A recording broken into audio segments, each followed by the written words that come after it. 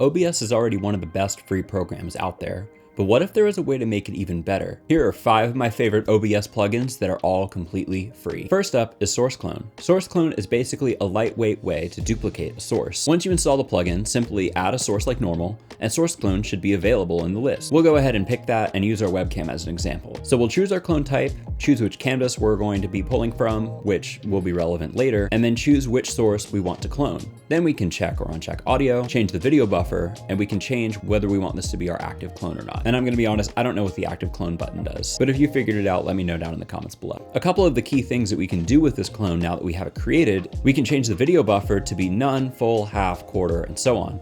This is the resolution that the clone will render at. So if we're using our original webcam in full resolution in one scene, we can make the clone half or quarter resolution to make rendering it a little bit easier on our PC in another scene where the webcam might be smaller. But the main convenience I see for most people with Source Clone is being able to apply filters to the clone that don't carry over to the original source. So we can apply something like a border, a drop shadow, or a variety of other filters to this clone that do not apply to the original webcam clone. And if we want to make another source clone of the webcam to use in a different scene with different filters, we can do that too. This is great for being able to stack filters in one scene or in a particular context where that might be helpful without having to worry about that style carrying over everywhere where you might not want it. Our next plugin is Downstream Keyer. A downstream key is a very common feature in professional video switchers over a live or pre-recorded video source in real time. One of the handy things about a downstream key is that you're basically selecting a layer on top of the existing video feed that you're already outputting, so it works independently of the source underneath. An example of this in a professional setting might be for a sports scoreboard, a news ticker, or what we call a lower third in the industry, which is somebody's name or some information appearing as a graphic on the bottom third of the screen. Now you can do things similar to this in OBS with text layers and image sources and things like that,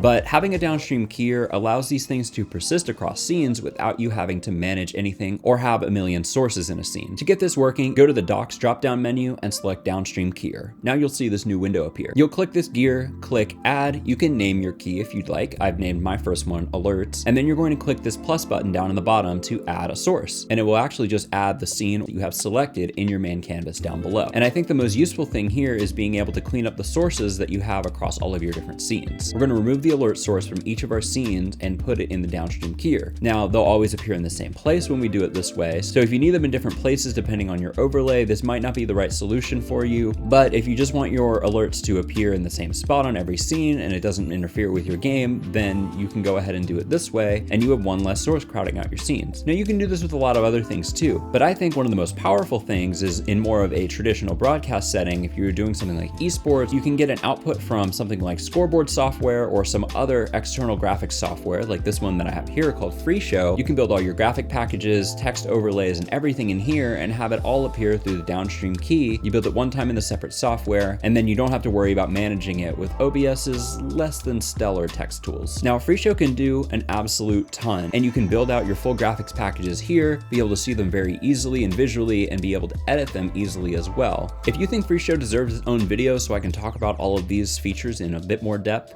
let me know down in the comments below. And if you're enjoying this video, make sure to leave a like, let me know what you enjoyed about it in the comments, and consider subscribing. It really helps the channel. Okay, on to the next plugin.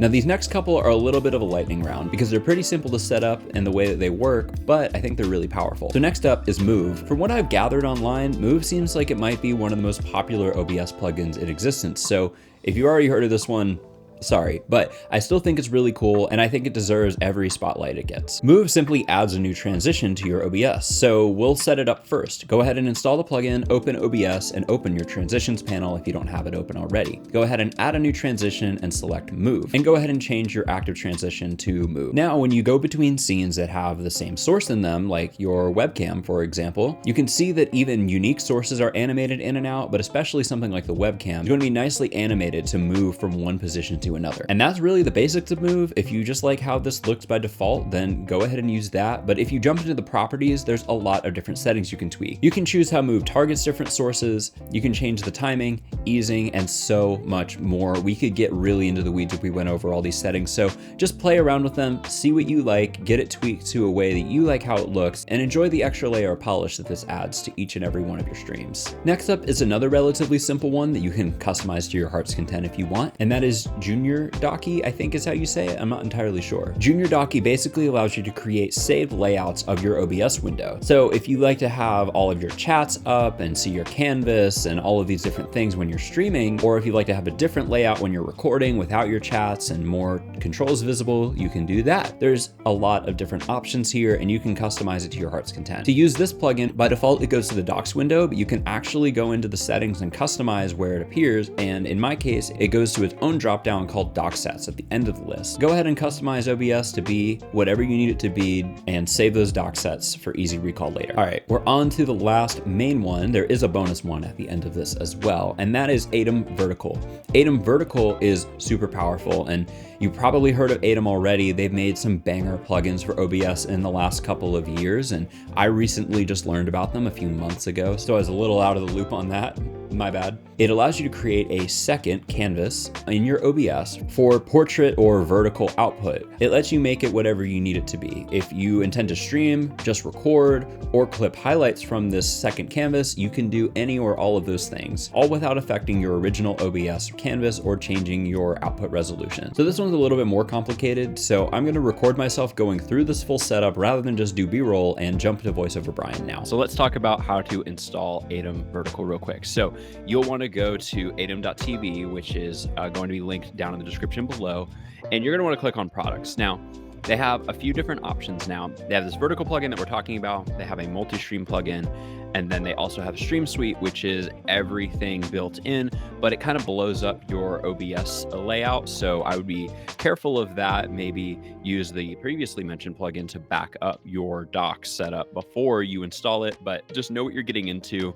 It might do a little bit more than you need and might be overcomplicated for you. All we're talking about is vertical today. They also have the Atom app. They also have the Atom app, which is all about automations and triggers and stuff like that, things that can tie in with your viewers to make it more interactive on your stream, or to fire off different things automatically, so you have to manage your stream less, but that comes with a subscription, so let's not worry about that today either. We're gonna go up here to products and vertical real quick. You're going to click download vertical for free right here. Make sure you have a proper OBS version of at least 30 or higher. You're going to get an installer to download. You're going to run that with OBS closed, of course, and then you're going to open up OBS once the installer is complete. Once you install Atom Vertical, you're going to want to open OBS like I just said, and if you don't see the vertical canvas on the right-hand side of your screen right here, like I have, you'll want to go up to docs if you don't see it, and you're going to want to make sure that you have vertical scenes, and sources checked. Once you have all of those docs open up, you're going to want to come down to vertical scenes and create a new scene, because you're not going to have one. We're not going to name ours anything in particular. And then you're going to want to come down to vertical sources as well, because it'll probably just look like this in your vertical canvas, which is nothing.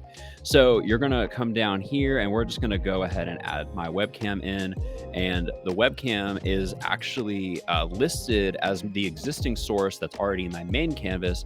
And that is true of everything. If we go back in here to add another source, then we go to game capture, you can see all the game capture sources that I have created in the past, and the same for display capture and browser sources and audio capture and whatever else. Everything that you created in your main canvas is easily listed there for the vertical canvas to create an exact duplicate.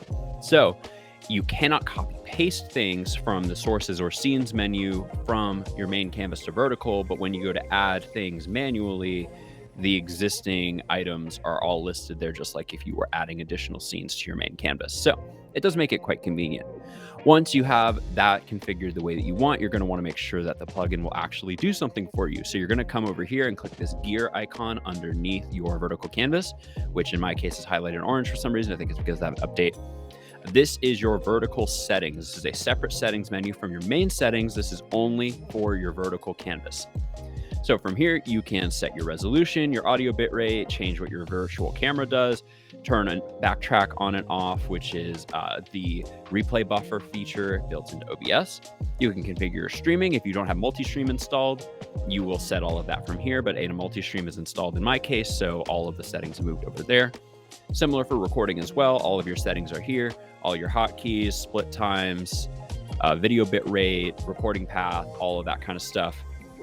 And then they have a help where they have some guides, they have a Discord, they have a troubleshooter, stuff like that. The main thing that I use Atom Vertical for in my very brief stint as a gaming content creator was for Backtrack. So Backtrack is the replay buffer in OBS. using that to package up small video files, video clips of a vertical version of what I'm recording on my main canvas and spitting it out so I can easily upload it to YouTube Shorts, Instagram, TikTok, whatever. That's the main benefit that I see for it. If you want to stream on TikTok or YouTube Shorts or Twitch Vertical, whenever that comes out or something as well, you can do all of that with this plugin as well. If you enable multi-stream, you can stream to all of them. But the main thing I use it for is backtrack. So I have 90-second backtrack set up, and then when I record a backtrack, it goes to this recording path, which is videos/clips in my case, and it's all saved with this hotkey. So if I hit Control Page Up while I have backtrack running, it'll clip the last 90 seconds, up to 90 seconds of my recording or streaming or whatever, since I have backtrack turned on, and it will spit out a file right there that'll just look something like this. This is an example of a recording that I did with Atom Vertical a while ago. This is just a highlight. This is about a 90-second clip of some gameplay with my webcam, with a background, with all of that while I was streaming on Twitch. So makes it really easy, really convenient, really simple. I can just drag this clip into my video editor, trim it down to the 15 or 30 seconds of it that are actually good, and then upload it straight to TikTok or whatever. You can also add additional sources here, just like anything else. So you could add a text source that cites your Twitch, so that when you're streaming on TikTok or recording your clips, that your Twitch handle is mentioned there, but only on your vertical stream. It doesn't have to appear on your main canvas and cause any confusion or add any additional clutter to your viewers' experience. And all of that is really nice. And once you have all of that set up, you're all ready to go. So you can now stream, record, or make highlights vertical. Oh, when you're trying to use backtrack though, you want to make sure that you actually turn it on. So you do have to click this backtrack on button right here, which is supposed to be a little checkbox. I don't think it appears quite right on the darker mode that I have OBS in, but in any case, you want to check this and make sure backtrack is on, is actually checked, and that this button here, these buttons are both blue, and then you are actually all set and ready to go. And now when I hit my hotkey, which is Control Page Up, I will create another clip right here. Boom, there's the canvas recorded exactly like I said in the last 23 seconds since I had turned backtrack on. Super, super cool, super easy way to crank out additional content to help grow your stream or YouTube channel. And last but certainly not least, a bonus honorary mention that's not a plugin is Video Ninja. Video Ninja is super powerful, and I don't know if it's necessarily underrated or if a lot of people know about it, but I definitely feel like it deserves the moment in the spotlight regardless. It's allowed you to share video and audio over the internet directly into OBS. You just load it in as a browser source. It's really easy to use, it's really powerful, and it's completely free. There's no downloads, there's no sign in, there's no option to make an account or anything like that. It just works. So there are a couple areas I think this might be useful. My first exposure to it was with esports, but you could really use it for anything where you have multiple perspectives that you might want to show.